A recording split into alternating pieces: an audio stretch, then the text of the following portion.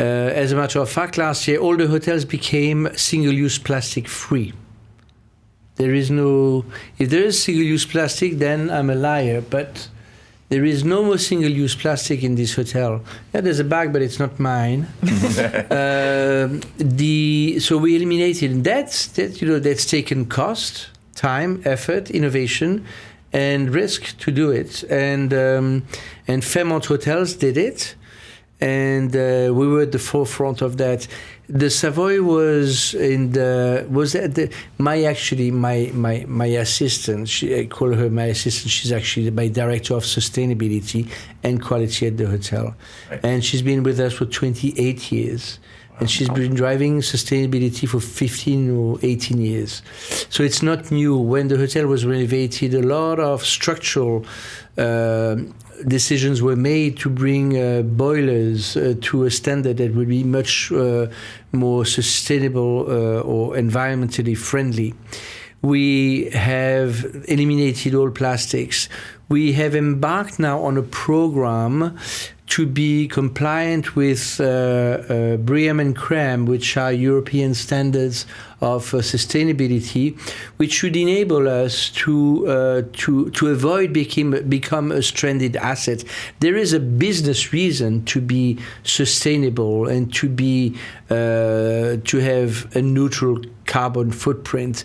There are business reasons because I think society, our customers will demand it, especially the younger generation, but also the authorities and the governments are all going toward, now with different speeds depending on who gets to power, but the commitment is there. And I think that it is a must, it's an obligation. It's not just a cool thing to do. Mm-hmm. It is about contributing at our level to reduce the carbon footprint.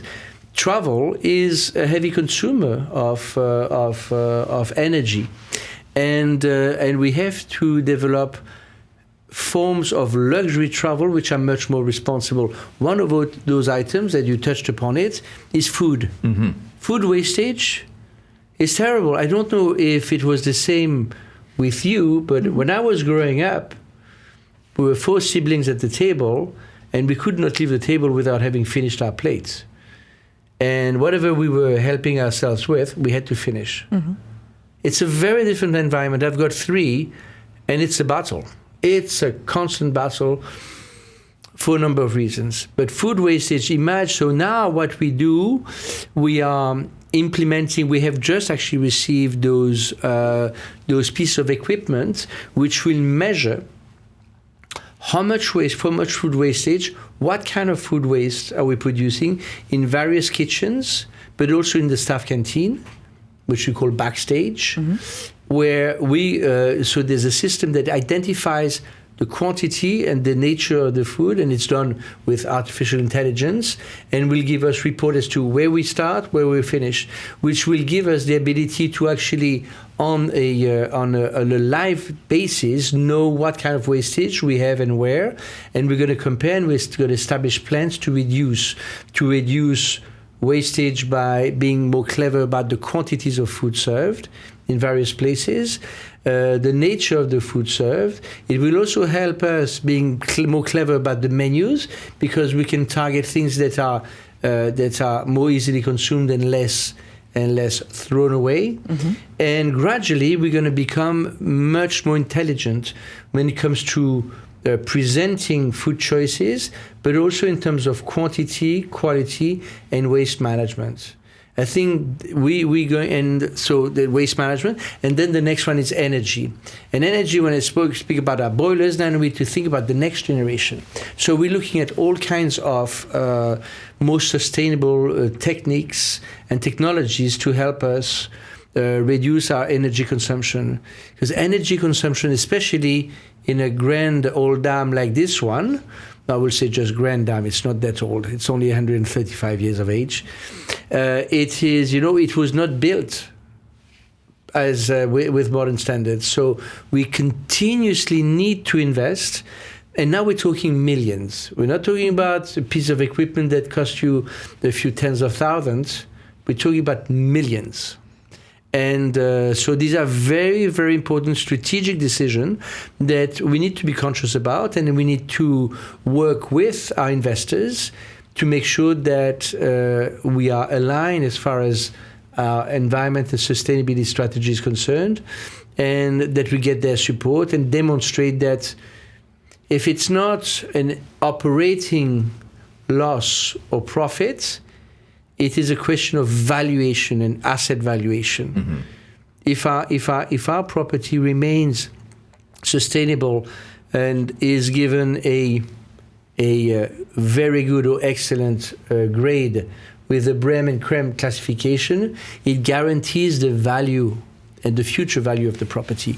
So it's also economical. Mm-hmm. So it sounds like leading edge thinking, leading edge policies that you're implementing into the future, which sounds like you're at the forefront of things here. We try as much as we can, because it's always a fine balance, because luxury is about choice. Mm-hmm. And choice is about opulence, and opulence is about quantity. So we need to operate that shift, again, gradually, mm-hmm. without shocking the systems, but bringing this to life. I remember possibly 10, 12 years ago when we started to offer the guests the possibility to keep their sheets at night, not to change mm-hmm. them the next day. And that was a shock to certain operators and to certain guests. Now it is extremely natural that mm-hmm. even luxury company, and also there's a cost associated to it. Of course, hoteliers are saving money, but we are also contributing on reducing the carbon footprint of the hotel operation. And nowadays, people have totally embraced it. Mm-hmm. If you wish, you still can get your sheets changed every day, or if something happens and the sheet is not in clean anymore, we are going to change it automatically. But people have accepted the fact that, no, it's not good for the environment. Even though I'm paying £1,000, I don't expect that to be changed. So I think that by doing this, we are constantly educating our guests as well as to mm-hmm. what is better mm-hmm. for the environment and for the planet. Mm-hmm. Excellent.